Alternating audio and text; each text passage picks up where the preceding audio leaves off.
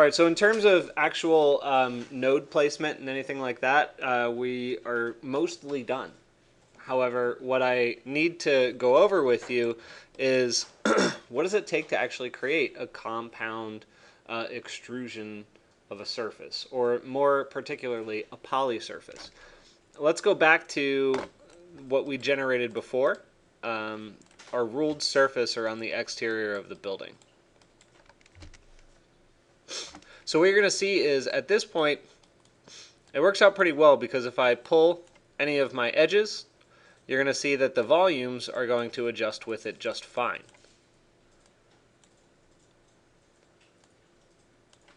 Even if I wanted to go vertical.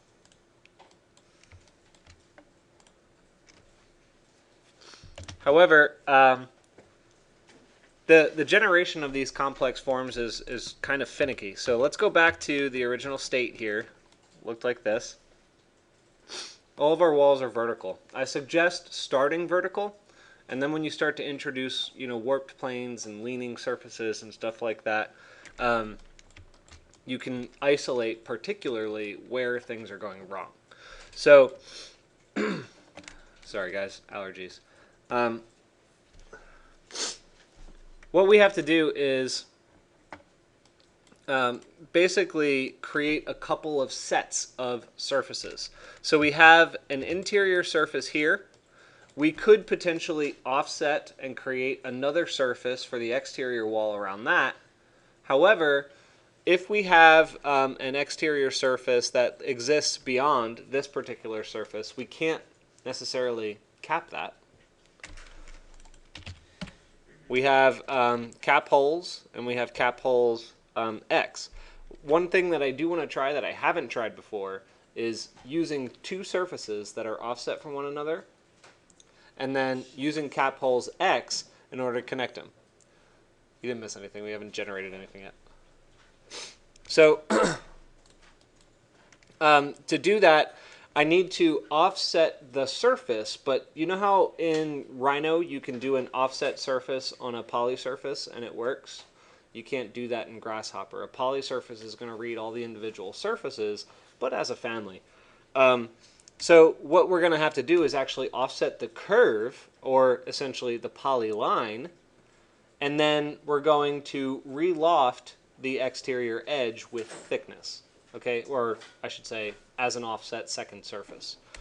Okay, so that's going to look a little bit like this, and in order to give myself a little bit of room, I'm going to pull this aside over here. And now I'm going to start a little second track going down here off of the polylines. So offset is found under curve utility and offset right here. It's going to ask for, obviously, the curve you're going to offset. It's going to ask for the distance to offset it. And then it's going to ask for the plane. In this case, the world XY is good for us. That'll work. And then the corners type. So do you want it to just be sharp or rounded or tempered? Whatever you're looking for there. So well, all we have to do is, the only ones that we need, because we are working in the world XY, is the curve and the distance. So I'll plug my polyline in here, and you see that it defaults to a certain distance, but I want it to go the other way. And so how will I make it go the other way? Negative, thank you. Yeah, I can just insert a negative, so I'm going to go to math operators negative. Is that right? Yeah, distance. And then I just make it a slider of however many inches I'm going to go. So I'm going to say 0 to 48. Oops.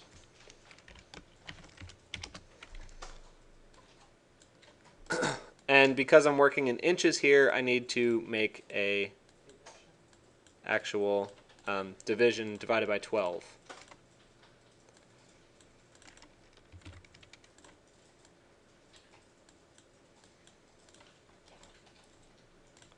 So when I offset it now 12 inches, or 1 foot, you'll see that it's on the outside.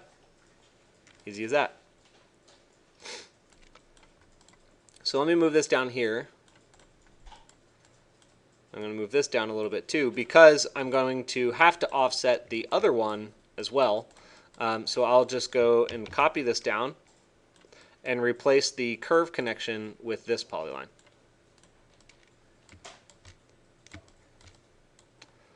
So now when I select these two, you'll see the curve at the top has been offset to the outside, and the curve at the bottom, which you absolutely cannot see from your seats right there, has been offset as well, but it is there. You can see it on the backside going through the red. So we've got two offset curves, just like the two polylines that we lofted or did a ruled surface between before. We're going to have to do that again. However, I'm going to first try lofting just the two of them, or ruled surfacing just the two of them. So I'm going to go to Surface, Freeform, and Ruled Surface, and I can connect this one here and this one there. So this is what we have here. It's basically a hollow wall with an interior surface and an exterior surface.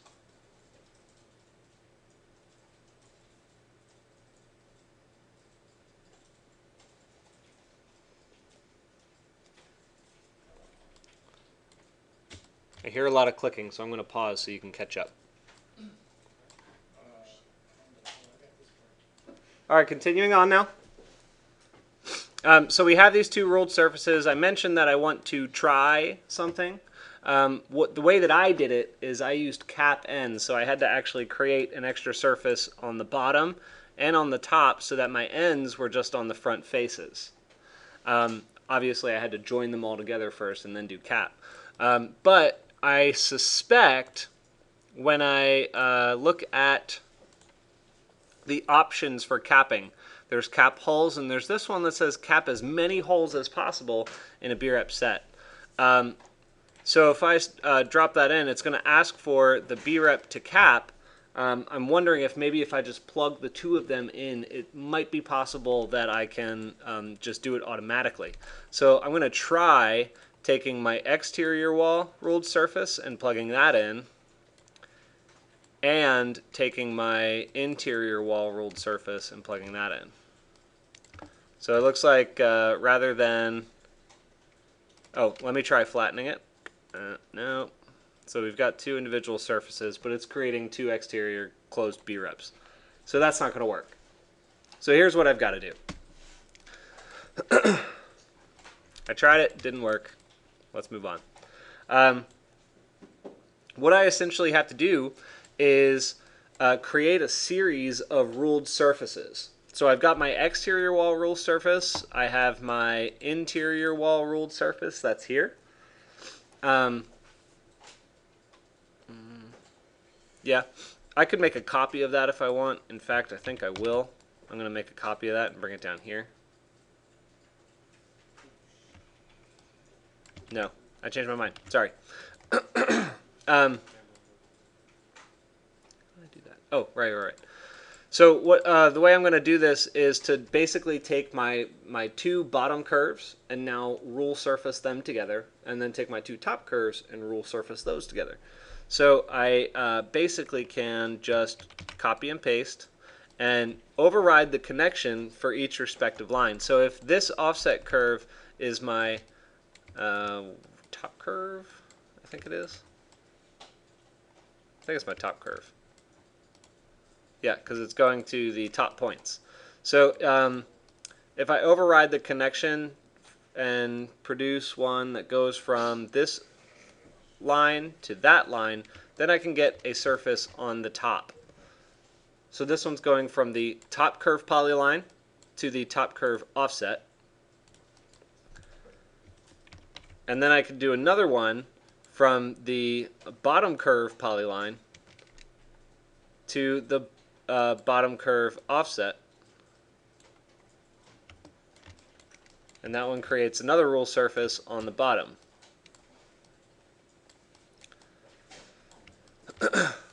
So now, with all three of these, right, these are just the exterior wall surfaces. We still have the interior wall surface that we need to get, and that would be this one right here. And we need to join all of them together. So I'm going to kind of slide this out so it makes a little bit more sense. And I'm going to do under under surface utility, I'm going to do another brep joint.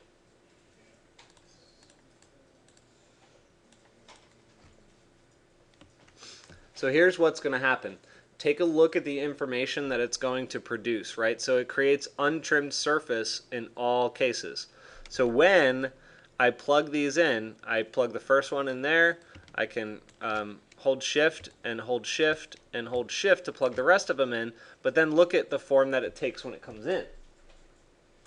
4 values inherited from 4 sources, but they came in under 2 separate sublists. Be aware of that. So when you're looking at this and you select join and it kind of looks like it's all solid, and then you try to cap it, you're going to see it's not going to work. And it's not going to work because those surfaces are not closed, because it's trying to do each of those operations separately. So a very, very simple solution for this would be to just flatten the input list. So now I'll turn all these off and I'll select the cap, and you can see that my exterior wall is looking pretty good. Is it perfect? No. But it totally does the job for massing, and particularly in an academic setting. So now at this stage, we are at a point where we can take these points and begin manipulating the volume, including the exterior wall. Be aware that it has constraints. Certain ones, I think you need to keep 1 or 2 surfaces planar. You might not be able to do warped surfaces on 2 competing surfaces.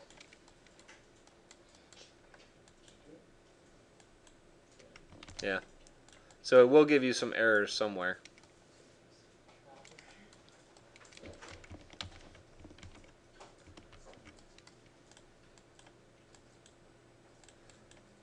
Mine was able to do that. I don't know why it's not doing it here. Capping algorithm failed to return a result.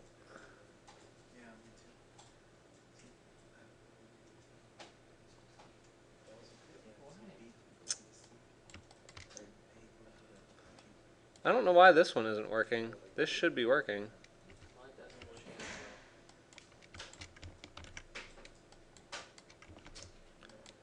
Well, what I would suggest is to move 2 points at a time.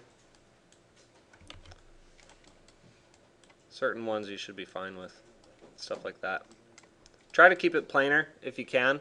Try to reduce warped surfaces to just be 1 surface, if that makes any sense. Okay?